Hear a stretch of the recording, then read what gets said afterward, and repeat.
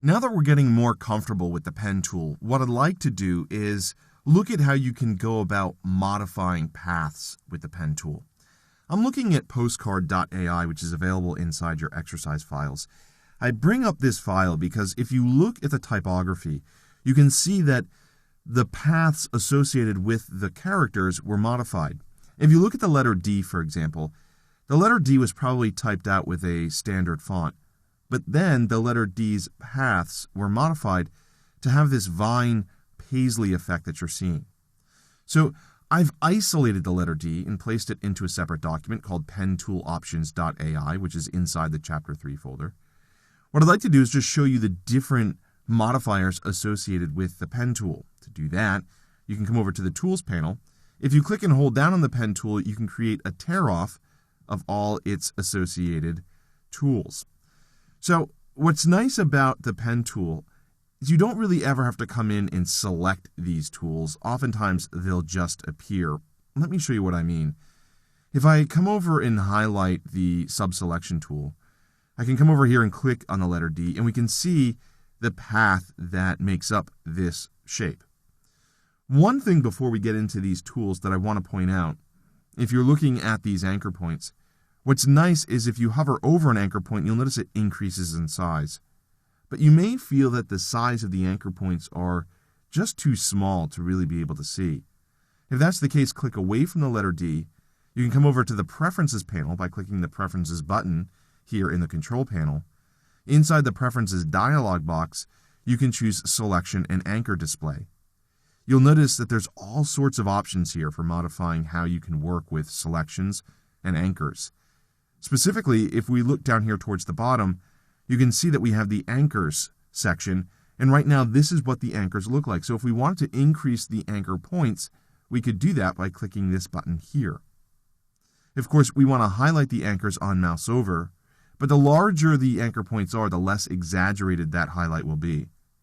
If you also want to control the appearance of the handles, you have that ability as well. So I'm going to leave everything set to the default, but I just wanted to point out, if you did want to come in here and make modifications, you can. Sometimes I do find myself coming over here and selecting this third option. But nevertheless, you can do what best works for you. Go ahead and click Cancel or OK, depending upon if you change settings or not. And what I want to do is look at these tools. So you can imagine the pen tool with a plus sign will add anchor points. The pen tool with the minus sign will remove or delete anchor points. If I come over here and make a selection, so the path is currently highlighted, if you just have the pen tool selected, notice what happens when you mouse over the active path. You get the plus sign. So if you mouse over an active path, you don't have to come over here and explicitly click on the Add Anchor Point tool. It automatically appears for you. And to add an anchor point, all you do is click, and you'll notice you're adding the anchor points. Now, what's nice about adding these anchor points, if they're selected, you can manipulate them. Right now, this anchor point is selected.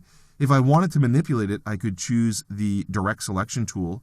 I could click and drag it. You can even use the arrow keys on your keyboard to manipulate that anchor point. So you have the ability to isolate a particular anchor point and make a modification. You'll notice if you mouse over an anchor point on a currently selected path, you automatically choose the Delete Anchor Point tool. So if you come over here and click, you'll notice that that anchor point is removed. Now, when you remove an anchor point, it's different than pressing the Delete key on the keyboard. When you remove an anchor point, you're just changing, if I go ahead and undo this, how the line segment is connected. So if I remove this anchor point, well then all Illustrator will do is connect the next two anchor points together. Whereas if I undo this and I press the Delete key, I want to make sure that that one particular anchor point is selected. So I'll choose the Direct Selection tool and click on it. Now that one anchor point is selected. If I press the Delete key, you'll notice it removes the line segment altogether. So using the Delete Anchor Point tool is different than pressing the Delete key on the keyboard, believe it or not. You also have options up here in the Control panel. You'll notice you have the Remove Selected Anchor Point option. You also have a Cut Path at selected anchor points. What this does is essentially cuts it, isolating it from the rest of the path. It's a little strange. If I click it, and then use the arrow keys on the keyboard, you can see how that anchor point is now essentially 2 anchor points, giving me 2 different paths. I'll go ahead and undo that a couple times. Command-Z or Control-Z on Windows.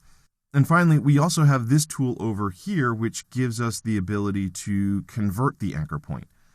Essentially, we saw this in the last movie where we converted the direction of an anchor point. Using it on its own, what it will do by default is it will convert a smooth point to an anchor point, and it will convert an anchor point into a smooth point. So if I come over here and click, you'll notice I now have a corner point, whereas if I click on it again, it will reconvert it to a smooth point and give me handles. Usually when you convert it to a smooth point, though, you will click and drag to create that curve that you're looking for. The last thing that I want to point out, if you have multiple anchor points selected, if I come over and choose the direct selection tool, if you hold down the shift key, you can click on multiple anchor points. And as you click on multiple anchor points, you'll notice that you don't see the tangent handles for all of those selected anchor points.